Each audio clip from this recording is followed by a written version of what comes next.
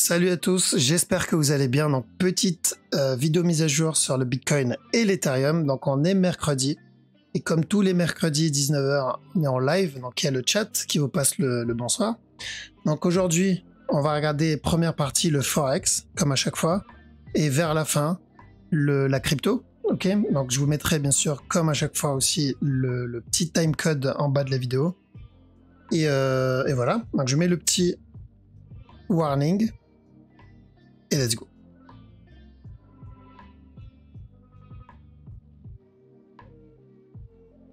Ok, alors j'ai mon stylo magique, il est là.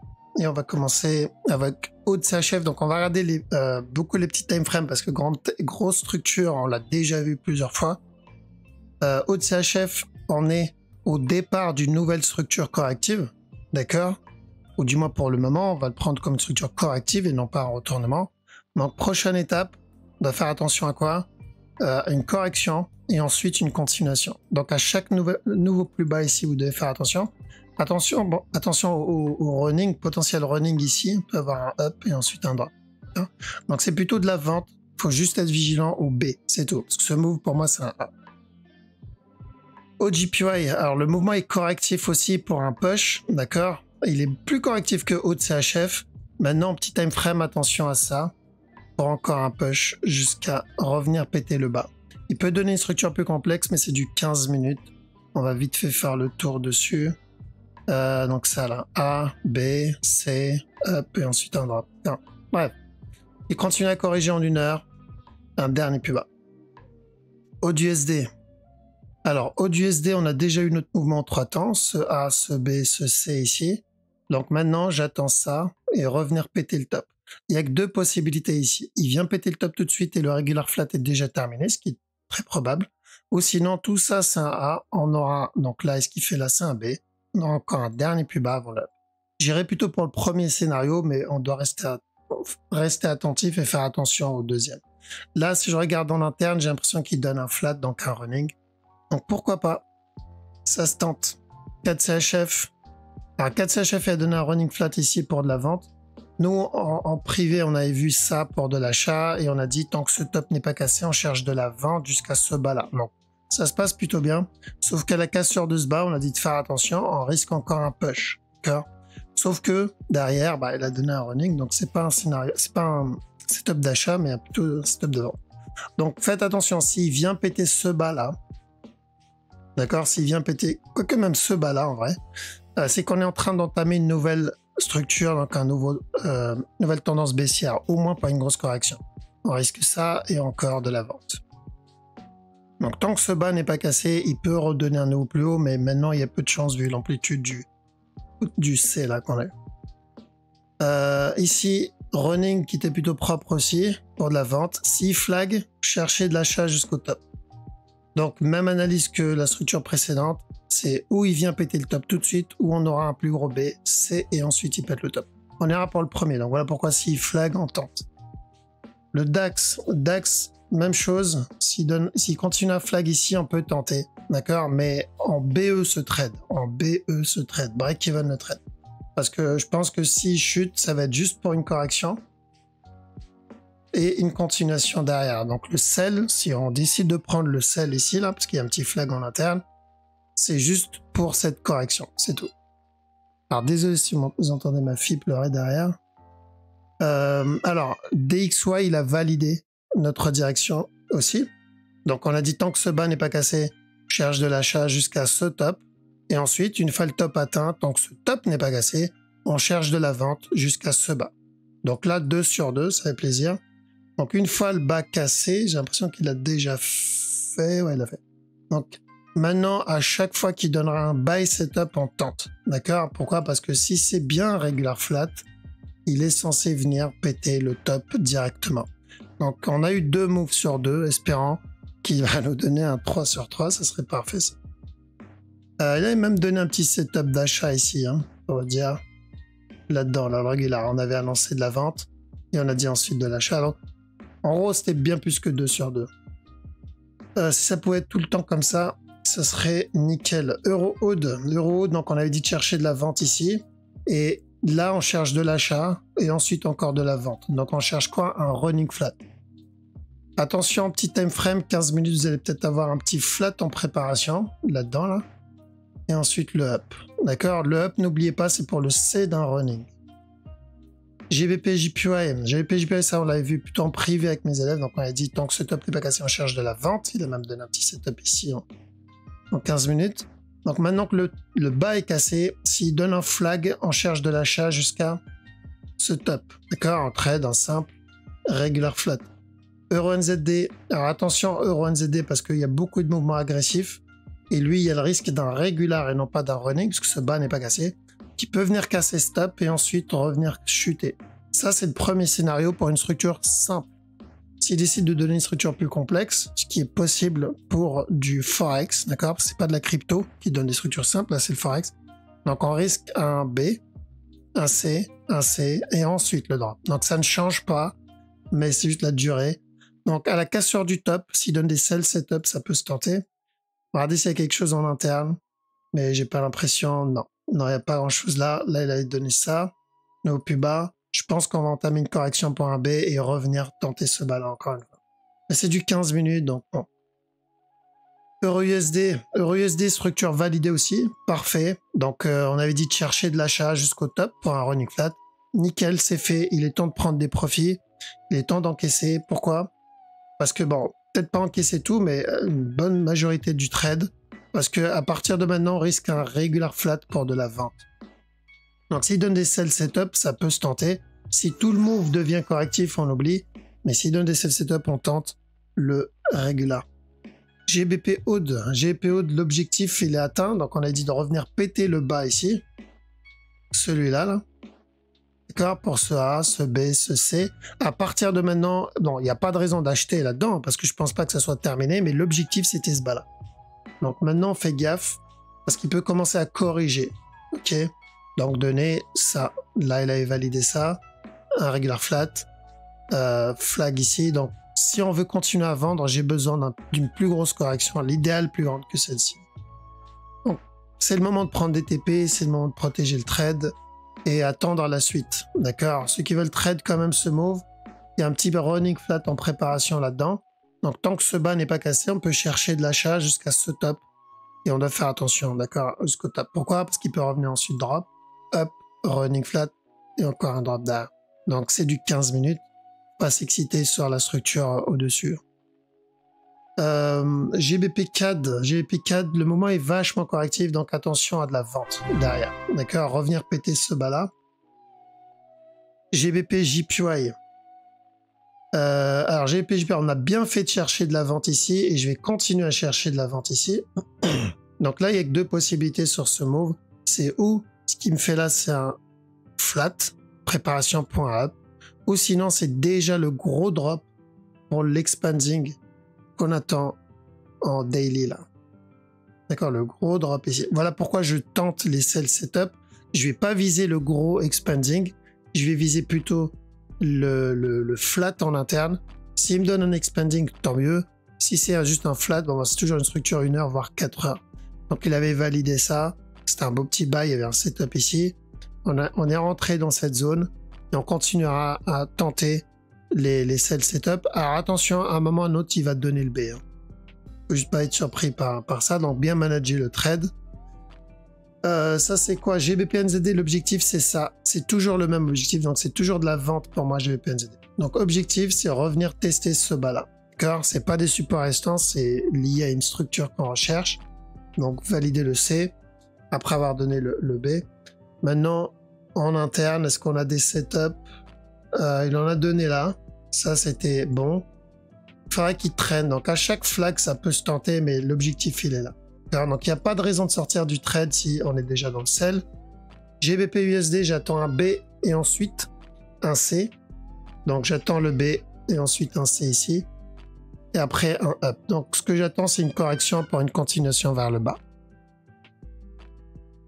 Alors, NZD CHF, on a validé donc le drop. Ça, on a dit de chercher de la vente et ensuite de l'achat. C'est bon. Ici, on a dit de chercher de l'achat aussi, c'est bon. Et là-dedans, on a dit de chercher de l'achat aussi jusqu'au top, c'est bon. Donc on a obtenu les 3 buys. Sauf que après avoir obtenu ça, il est revenu nous donner un mouvement agressif vers le bas. Donc pour moi, ça c'est un A. Ce qu'il fait là, c'est un B. Tant que ce top n'est pas cassé, une fois le B terminé, je continuerai à chercher de la vente pour un plus gros flat. Donc une correction qui soit au moins plus grande que ça. Est-ce que j'ai quelque chose en petit time frame? Je croyais peut-être un running qui se prépare, mais pas terrible running. Ouais, pas terrible running. Donc attention, tant que ce bas n'est pas cassé, on risque de revenir péter le top encore une fois, mais n'oubliez pas, pour moi ça c'est juste un B et ensuite revenir casser le bas. NZD CHF. J'ai pas suffisamment de data ici. Ah si, c'est bon, ok. Donc il corrige, pour moi c'est une correction. NZD JPY. Un B là. Tant que ce top n'est pas cassé, plutôt de la vente. Je privilégierais de la vente ici. Et j'ai l'impression qu'il donne un petit flag ici en interne. Non, plutôt un sell jusqu'à ce bas. Sur NZD JPY.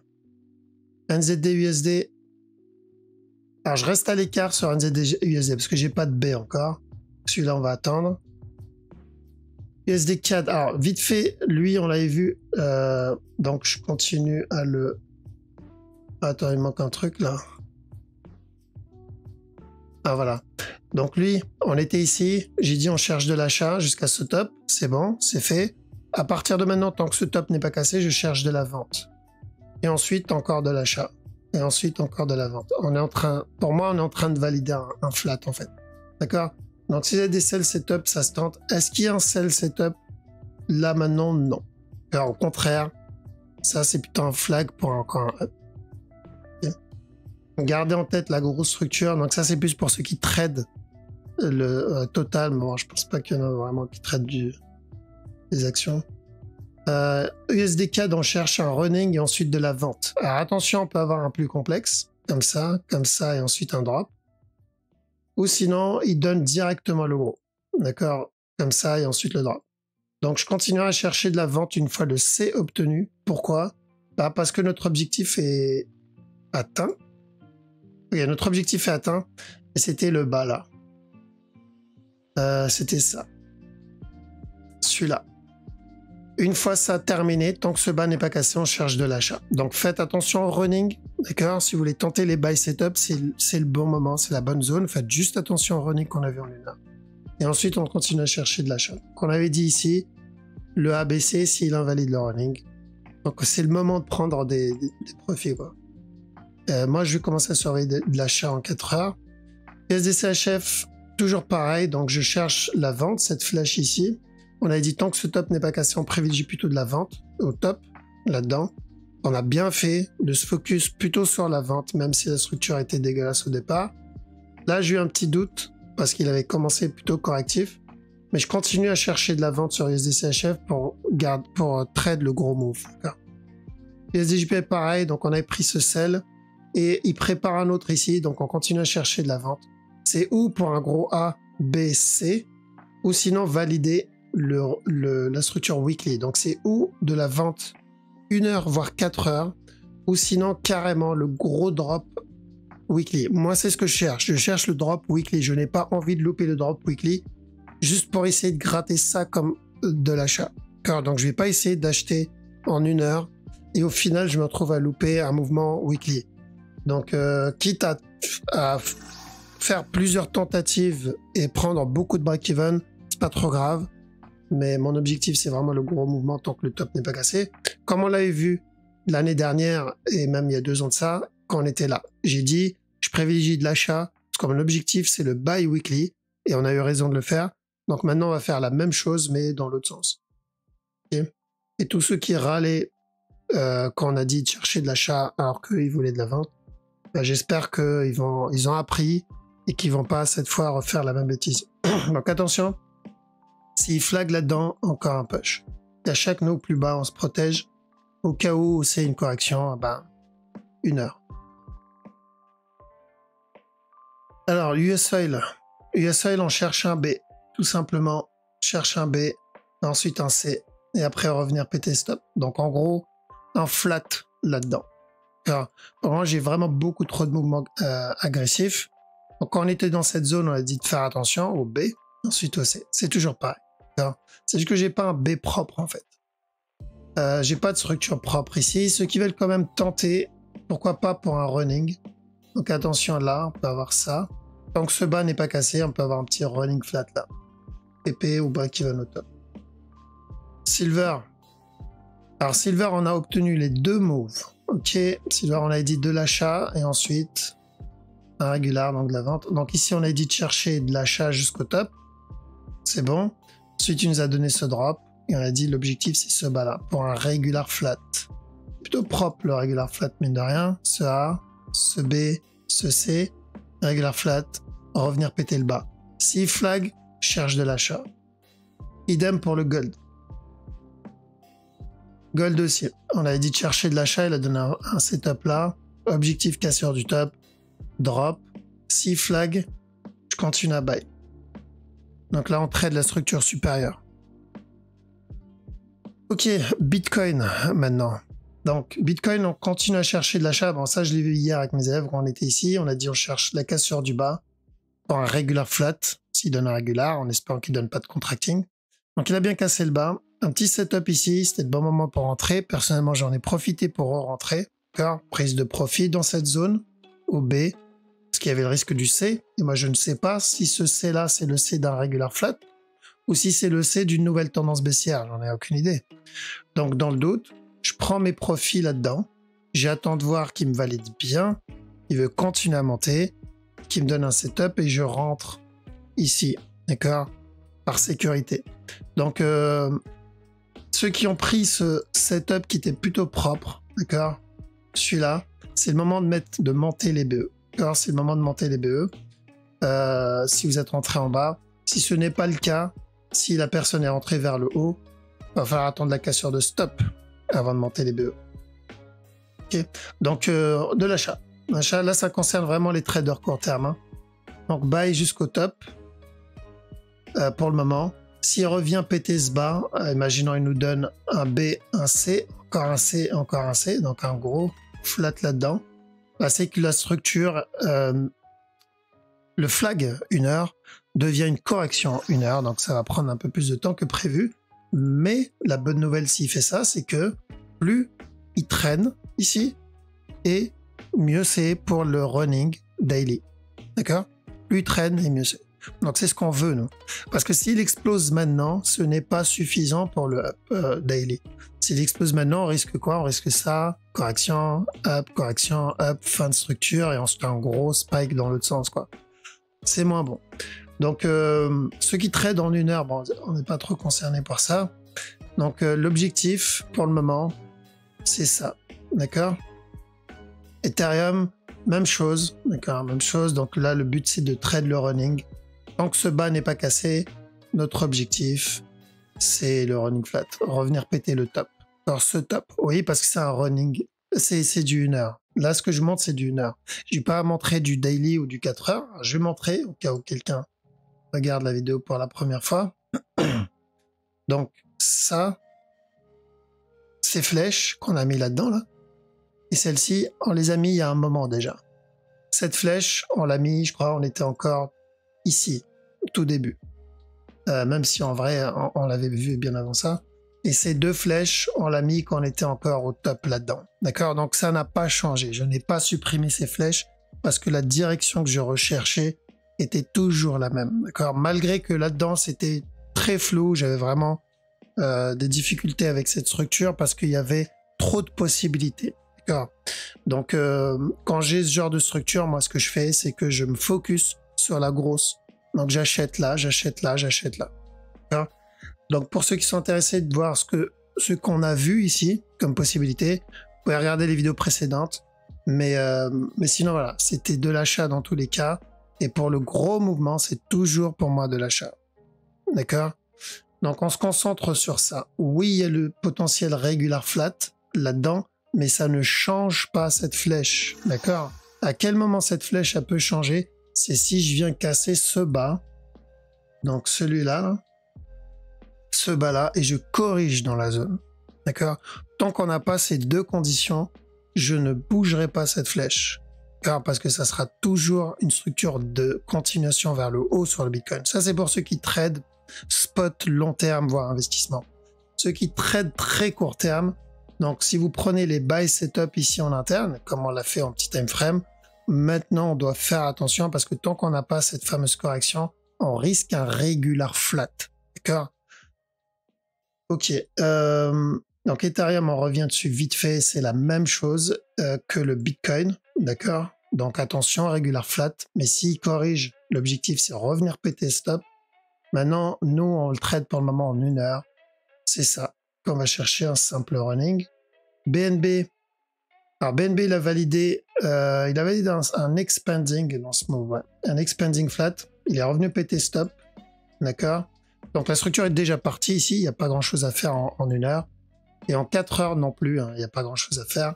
Là, il va falloir attendre un autre setup, que ce soit 1 heure ou 4 heures, mais il va falloir attendre un peu. Donc là, il n'y a rien. Donc, ceux qui sont intéressants, ça va être Bitcoin et Ethereum. Moi, personnellement, c'est plus Bitcoin. Je suis déjà dedans, dans ce move, parce qu'il a donné un beau setup. Et d'ailleurs, il faudra que je pense à mettre mon BE après le live. Mais BNB, moins intéressant, parce que le move est déjà parti. On a quoi d'autre? DOT. DOT, pas trop mal. D'accord? Donc, DOT, on cherche aussi un buy. D'accord? Casseur du top. Venir casser le top. Donc, c'est où c'est terminé. Il va venir péter le top directement.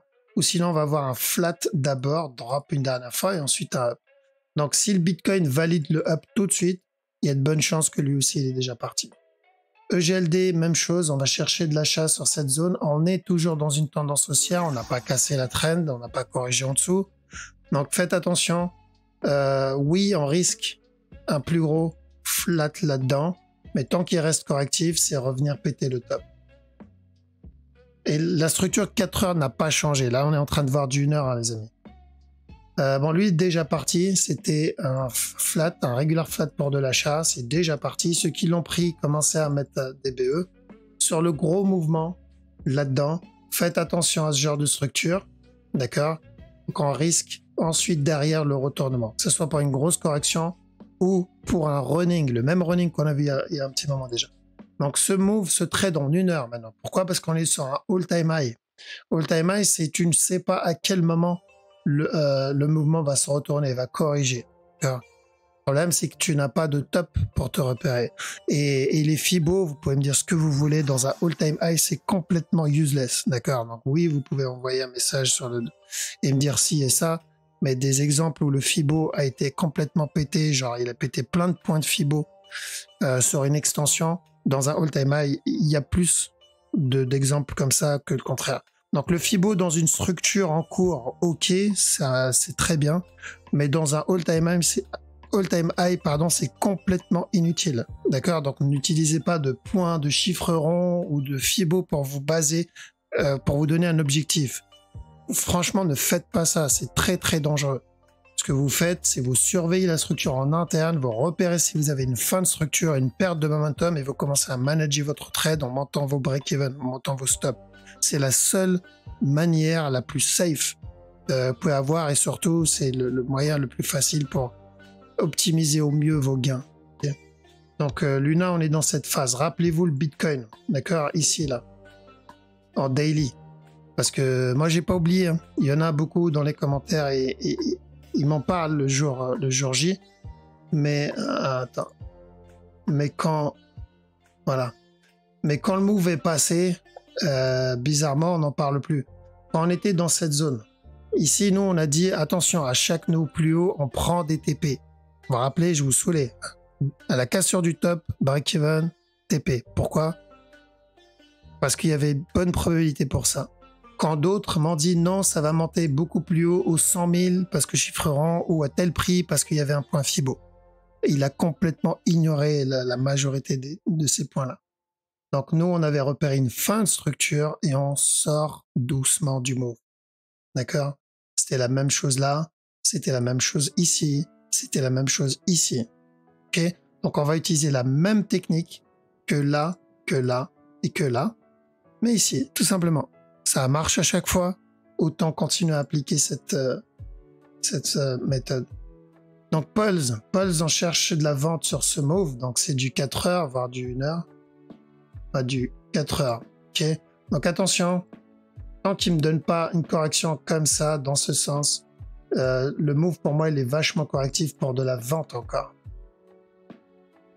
Sol, bien joué à tous ceux qui ont réussi à le prendre, parce que Sol, ça fait un petit moment où on dit, bah, c'est intéressant, c'est ce qu'on veut sur le sol.